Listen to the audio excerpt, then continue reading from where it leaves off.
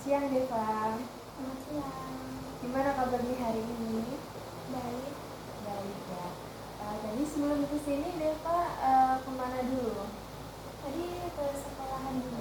Oh, sempat ke sekolah ya? Iya. Masih, tadi kegiatannya di sekolah ngapain ya? Tadi kumpul sama teman-teman organisasi. Masih ngumpul gitu ya, walaupun Iya. udah walaupun udah kelas 12 gitu. Iya, masih dong. Masih, berarti akrab banget ya, solid banget nih. Oke. Deva tadi kesini naik apa? Tadi kesini jam Jalan kaki. Oh, deket ya berarti? Atau memang Iya. Deva mau hidup sehat? dua-duanya sih. Dua-duanya. Oke, jadi ngurangin karbon juga ya. Ya. Kamu sangat eco green gitu. Oke Deva, sebelumnya kita udah kenalan ya di WhatsApp. Kita ngomongin tentang apa yang dialami Deva akhir-akhir ini juga gitu. Tapi alangkah baiknya kalau kita kenalan lagi di sesi ini. Mau Deva dulu atau saya dulu nih yang kenalan? Kakak aja dulu. Oke. Jadi kenalan kita hari ini tuh selain nama kita nyebutin tentang hobi dan role modelnya siapa. Oke. Udah ada di pikiran Dewa role modelnya siapa? Ya. Oke, perkenalkan. Oh iya, ini juga asalnya dari mana? Iya. Oke, jadi perkenalkan, nama saya Kanayati Rahmatulia, bisa dipanggil Kanaya. Hobi saya baca buku, baca cerita fiksi gitu. Terus asal saya dari Banyuwangi. Terus role model saya siapa ya? Aku malah jadi yang bingung. Role model saya George Russell. Nggak tahu. George Russell itu adalah nanti kita cerita di luar sesi ini ya. Iya. Jadi sekarang Deva. Namaku Deva, asalku dari Malang Kabupaten. Tepatnya di mana Mbak? Di kampung. Iya. Jadi tepatnya di Panjen. Terus hobiku sendiri gambar sama dia. Gambar. Role model. Role modelku itu temanku sendiri sebenarnya. Siapa? Ada dia temanku, aku kagum banget sama dia karena dia orangnya cerdas. Bahkan di usianya yang masih sekolah, dia itu udah bisa membiayai sekolahnya sendiri. Dia keren banget gitu. Bagus banget. Role modelnya tuh orang-orang di sekitarnya Deva ya, nggak yang orang yang jauh kayak misal idola gitu, enggak ya? Iya. Karena Deva ngeliat usahanya dia yang bisa kerja, bisa membiayai sekolahnya sendiri ya. Oke, good. Deva deket sama temannya tadi. Iya, dekat. Oke, jadi tadi senangnya gambar. Kalau di sekolahnya Deva ada ekstrakurikuler gambar gitu nggak? Kalau di sekolah sendiri nggak ada. Nggak ada. Ya, aku ikut komunitas luar. Komunitas luar. Berarti organisasi masyarakat gitu ya Pak? Iya, komunitas online. Oh, komunitas online. Iya. Sering ketemu nggak sama komunitasnya? Sejauh ini kami belum pernah ketemu sih, soalnya mereka juga jauh-jauh banget di luar Jawa. Berarti kegiatannya selama ini ngapain tuh? Aku selain belajar buat persiapan teknis kuliah, aku juga berusaha buat meningkatkan skillku di gambar. Biasanya kalau Deva gambarnya itu di kertas biasa atau di digital? Sekarang kan banyak ya yang digital. Deva lebih suka yang mana? Aku dua-duanya sih. Kalau aku mau gambar serius itu aku di digital. Tapi kalau mau latihan itu aku lebih suka di kertas. Lebih suka di kertas ya? Iya. Lebih Kalau lebih enakan mana tuh, enakan di kertas atau di digital sih sebenarnya deh? Plus minus ya, kalau di kertas itu dia lebih Susah gampang. nggak? Enggak, Apa? dia tuh kontrolnya tuh lebih enak. Oh. Tapi dia kan nggak bisa kalau misalnya kita mewarnai seperti itu kan nggak bisa. Habis itu kayak kalau di digital kan ada fitur undernya, kalau di digital nggak bisa. Iya betul. Oke, jadi ada plus minusnya ya. Oke, Depa tadi hobinya gambar, awalnya teman sendiri yang kerja keras, terus asalnya dari Panjen. Ya, Oke, terus sekarang kelas berapa deh? Kelas 12 ya tadi? iya pasti jelas. Oke, kegiatannya akhir-akhir ini adalah nyiapin UTBK. Gimana persiapannya, sudah matang? Sebenarnya saya sendiri merasa kurang sih. Masih kurang? Iya, masih kurang. Tapi Depa juga masih belajar keras ya sekarang ini. Iya, masih. I love that spirit. Oke Depa, hari ini kita akan melakukan konseling. Depa sebelumnya pernah konseling nggak? Pernah? Belum pernah. Oh, belum pernah. Oke, kalau belum pernah, aku jelasin dulu ya tentang apa yang akan kita lakukan hari ini. Jadi nanti kita akan ngobrol, biasa aja, maksudnya kayak nggak usah ke pressure atau gugup gitu ya. Jadi kita akan ngobrol, dimana kita akan mencari solusi atau alternatif dari apa yang kita hadapi sekarang, mungkin keresahan atau masalah gitu. Kita akan sama-sama untuk nyari alternatifnya gimana gitu. Dan di sini peran saya itu nggak melulu menasihati Depa atau yang memegang kendali itu saya bukan ya, karena semua keputusan yang akan Depa ambil itu murni dari Depa sendiri gitu. Jadi di sini saya cuma menemani Depa untuk mengambil keputusan apa sih yang paling tepat untuk Depa gitu. Lalu Depa setelah ini ada kegiatan nggak? Cuma main bermain sih. Oh, mau main. Di sela-sela kesibukan UTBK persiapan UTBK ini, Depa juga nyempetin main. Kan kita tetap harus pilih lah, Harus balance ya. Iya. Oke, kalau gitu agar nanti Depa juga bisa main sama temennya, kita atur waktu konseling ini kalau 30 menit gimana Depa? Bisa ya? 30 menit atau nanti mungkin 45 menit gitu. Nanti kalau dirasa Depa kurang cukup puas ya dengan konseling hari ini, kita bisa menjadwalkan ulang konseling selanjutnya gitu, di hari lain gitu. Lalu Depa nanti ketika bercerita, silakan Depa bercerita apapun yang menjadi masalah Depa atau menjadi keraguan Depa selama ini. Nggak usah khawatir, saya tidak akan membocorkan cerita Depa ke manapun. Jadi Depa bebas untuk menceritakan apapun yang Depa alami. Oke. Gimana Depa, sudah paham apa yang akan kita lakukan? Iya. Oke. Gimana duduknya, sudah nyaman? Depa sudah merasa nyaman juga?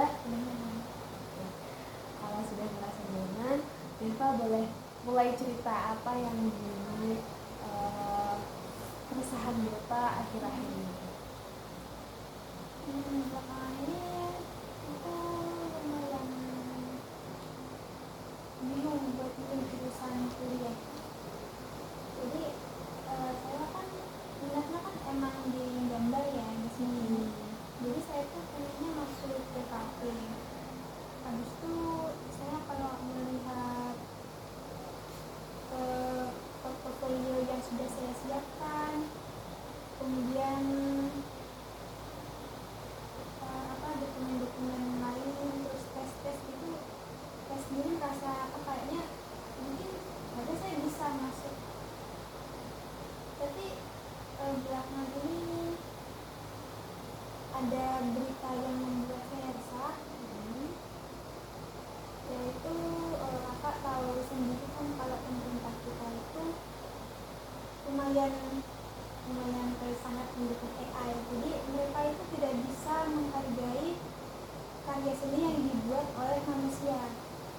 lebih suka menggunakan AI.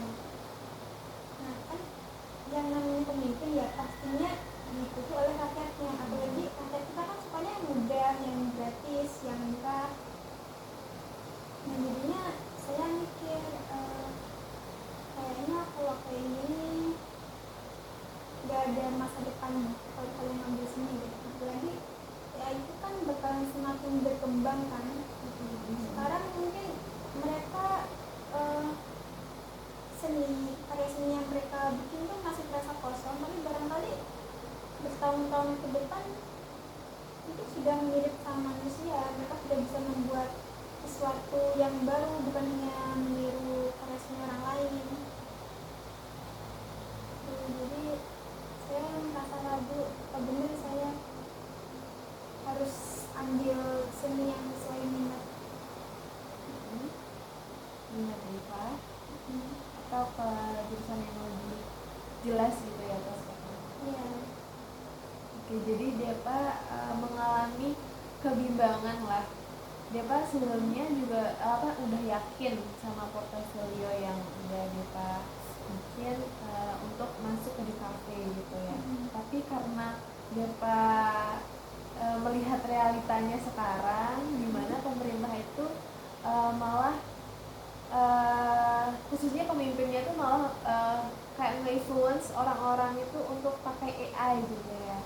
AI itu nggak selamanya negatif, padahal karya orisinal itu harusnya lebih bisa dihargai gitu ya Dev. Terus Deva melihat berita ini, realita ini mengubah pandangan Deva juga untuk masuk ke DKV. Jadi kayak ragu apakah benar kalau aku masuk ini tuh gimana nanti ke depannya gitu, karena Deva juga sadar kalau AI ini bakal berkembang juga gitu. Pastinya nanti karya-karya yang dibuat AI ini bisa mungkin mirip dan bisa menggantikan karya manusia gitu ya, sehingga Deva merasa ragu, nggak seyakin sebelumnya sebelum melihat beritanya gitu. Kalau jurusan yang menurut Deva jelas prospeknya ini apa?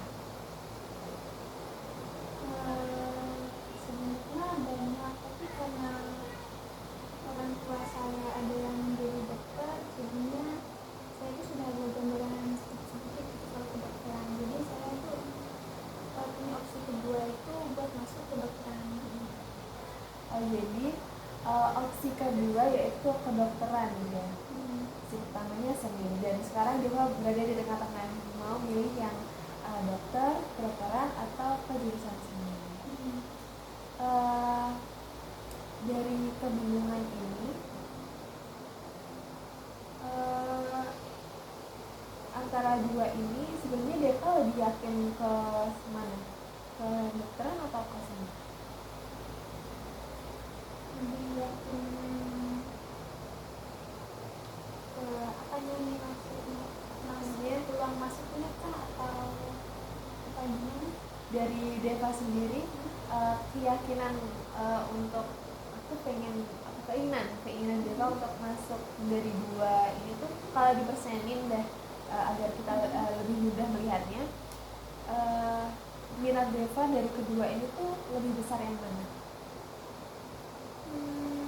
Kalau minat jelas yang gambar, tapi saya sendiri merasa lebih yakin buat masuk ke kedokteran karena gimana itu pilihan yang lebih realistis.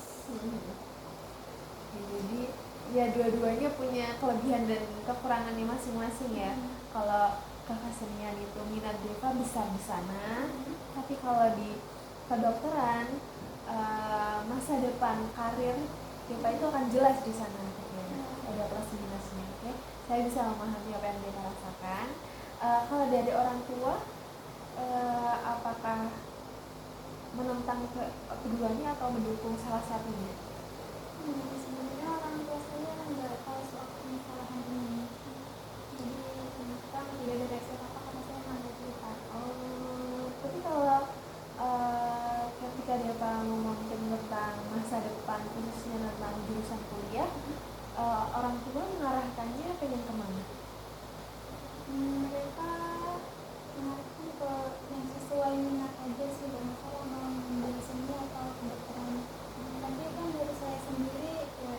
aja lah. Jadi sebenarnya dari orang tua juga nggak nge-pressure ya, nggak ada tekanan untuk ayo Deva masuk kedokteran aja gitu, tapi lebih ke membebaskan Deva juga mau memilih yang mana. Oke, berarti oke, sekarang kita akan memisahkan apa yang Deva rasakan, apa yang Deva rasakan sekarang dengan diri Deva sendiri. Deva setuju nggak kalau kita sepakati bahwa apa yang dialami Deva sekarang itu adalah kebingungan, atau ada hal lain yang Deva rasakan?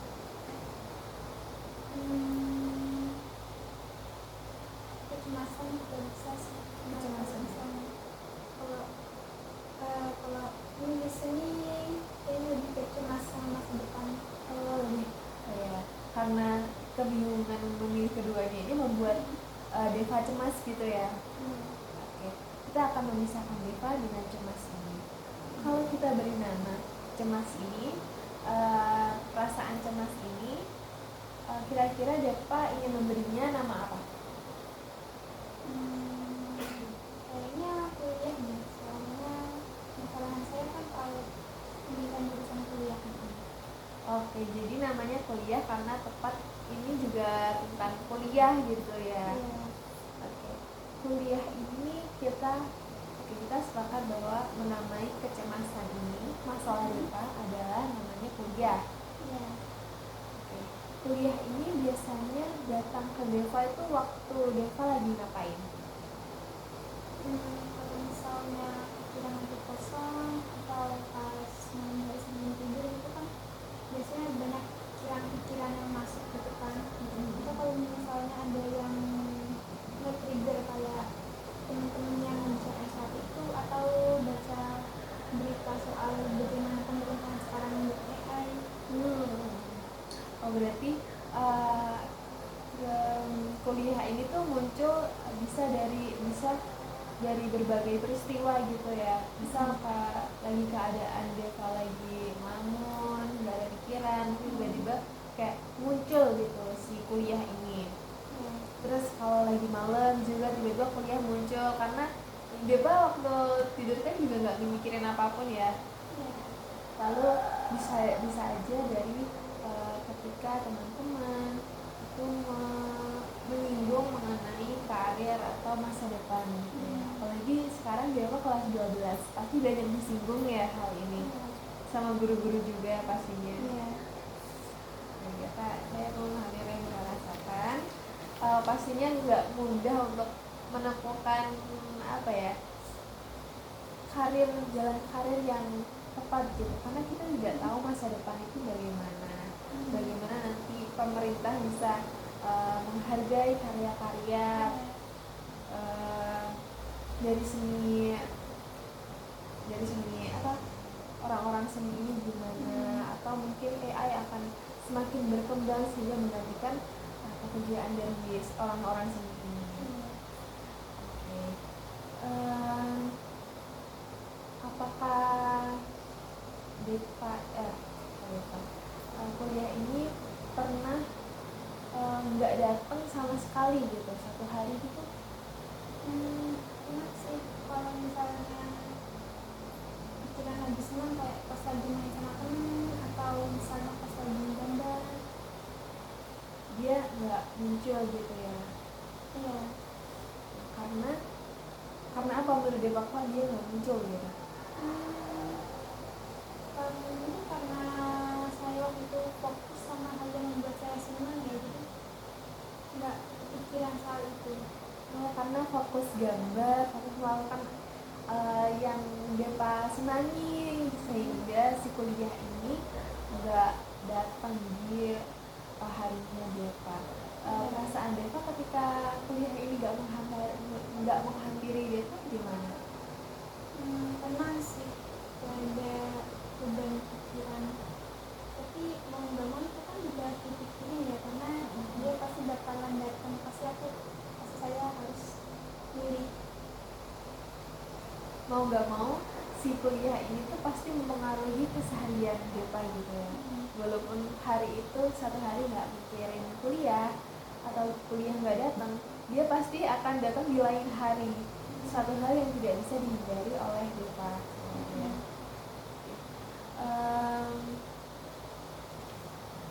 Tentang kuliah ini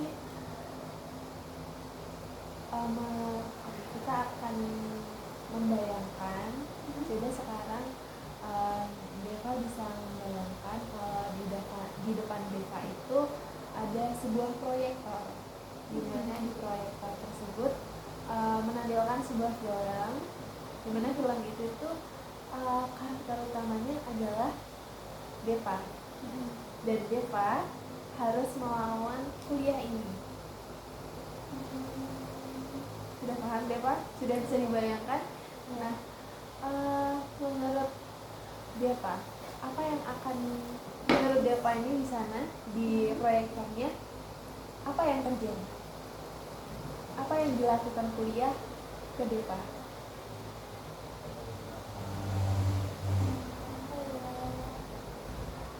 Gak apa? Ya pelan-pelan aja Deva, karena butuh imajinasi ya ini. Gak apa? Yang jelas kuliah itu bikin Deva bingung sih. Bikin Deva bingung gitu ya? Ya, bukan ada yang bilang kalau misalnya salah pilih jurusan tuh berat banget. Jadi kalau nggak sesuai minat aja udah berat, apalagi kalau nggak sesuai. Jadi mungkin kalau di proyektor itu kuliah itu bisa bikin Deva bingung dan cemas. Bikin Deva bingung dan cemas gitu. Oke. Dan di film tersebut Deva itu adalah sebuah karakter yang terpisah dari kuliah. Jadi kuliah itu adalah seperti seseorang yang mempengaruhi Deva. Tapi Deva punya kuasa di sana. Deva punya kuasa untuk melawan si kuliah ini. Kira-kira apa yang akan Deva lakukan untuk agar si kuliah ini bisa terkalahkan? Gimana ya? Mungkin Deva bakalan milih jurusan kuliah yang sesuai sama minatnya dia, karena di film itu kan kadang punya kesempatan untuk dapat good ending. Iya, dapat good ending. Nah, barangkali waktu si Deva ini udah selesai kuliah, pemerintahannya sudah berganti, sudah bisa lebih menghargai karya seni. Meski rakyatnya nggak bisa sepenuhnya berubah, tapi kan sebenarnya kalau pemimpinnya mau, artinya juga bakalan ada yang ikut. Berarti Deva di film tersebut tuh punya harapan yang besar gitu ya di pemerintahan. Karena Deva tidak tahu juga di mana nanti pemerintahan juga akan berpihak ke AI atau ke orang-orang seni. Dan Deva punya harapan di sana. Berarti narasi di kepalanya Deva tentang pemerintahan juga berubah. Iya. Jadi lebih bagus gitu ya. Dan di sana akhirnya Deva memilih memilih jurusan yang Deva minati, yaitu seni. Oke, di seni dan Deva punya good ending di sana. Oke, saya dari percakapan yang kita lakukan selama ini, jadi masalah yang Deva alami adalah Deva itu cemas untuk memilih jurusan antara jurusan kedokteran dan kesenian. Yang melatar belakangi Deva takut untuk memilih kesenian di bidang seni adalah karena pemerintah yang sangat buruk dalam menghargai karya-karya orang dan memilih AI gitu. Dan tadi kita sudah bicara gimana si kuliah ini mempengaruhi Deva gitu ya. Dan kita juga sudah menganalogikan sebagai sebuah film. Di sana ternyata yang mempengaruhi Deva itu adalah narasi di mana pemerintah itu akan berpihak. Ternyata Deva akan lebih senang atau lebih memiliki good ending ketika pemerintah itu punya berpihak ke orang-orang sini. Dan dia punya harapan besar di sana. Jadi sebenarnya di sana Deva sudah yakin, sudah punya harapan untuk memilih kesenian. Kalau dari Deva sendiri gimana? Itu kan penampilan ya. Jadi film yang punya saya tonton apalagi yang sifatnya kayak kisah perjuangan seorang dalam hidup itu kan biasanya akhir yang bahagia. Tapi dunia kan tidak berjalan seperti itu. Iya. Berarti Deva masih punya ada keyakinan dikit kalau akan bad ending juga di real life. Iya, karena real life sangat-sangat berbeda dengan film. Oke, kalau kita analogikan lagi, dimana kalau di film ini tuh benar-benar Deva, kita nggak ngomongin tentang fiksi, tapi gimana di film tersebut ada realita juga, ada realita gimana dinamika pemerintah akan mempengaruhi pekerjaan Deva gitu. Gimana Deva? Apa yang dengan realitas sekomplikated itu, dengan pemerintah yang seperti itu, Deva akan melawan kuliah ini? Kayaknya saya bakal menyerah di mimpi saya deh. Karena kalau dilihat banyak pekerjaan yang bakalan terpengaruh sama teknologi, terutama AI. Tapi yang namanya kesehatan itu nggak akan bisa tergantikan oleh teknologi. Justru teknologi bakalan membantu, tapi nggak akan pernah bisa menggantikan peran dari dokter. Jadi Deva melihat realita itu lebih condong ke kedokteran ya, kesehatan, karena kesehatan tidak bisa digantikan oleh teknologi ya, lagi AI gitu ya.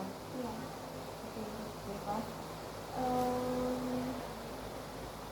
Berarti kalau kita tulis sebagai sebuah cerita di mana Deva nanti akan memilih kedokteran, itu akan gimana mempengaruhi kehidupan Deva? Kalau dinarasikan, apa yang akan kemungkinan Deva lalui di sana? Good ending juga?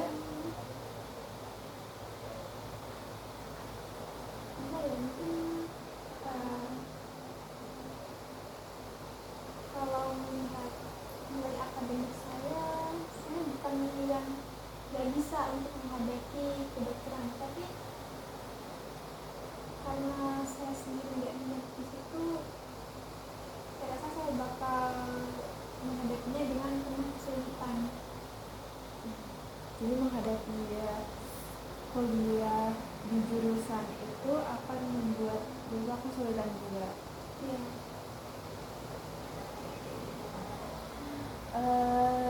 Berarti ketika Deva akan memilih ke jurusan kedokteran, maka narasi yang terjadi di sana kemungkinan sangat buruk ya daripada nah tadi kita juga punya narasi negatif juga di kesenian kalau semisal pemerintah itu masih mendukung AI dari keduanya.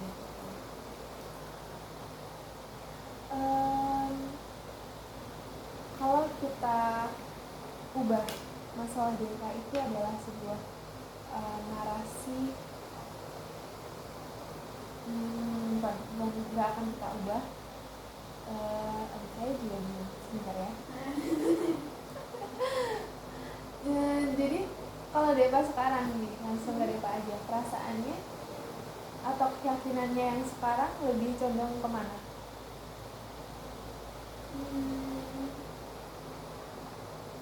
Sebenarnya lebih ke kedokteran ya. Kedokteran.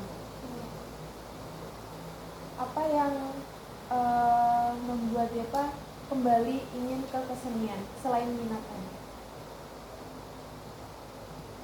Karena orang-orang yang sudah kuliah itu saya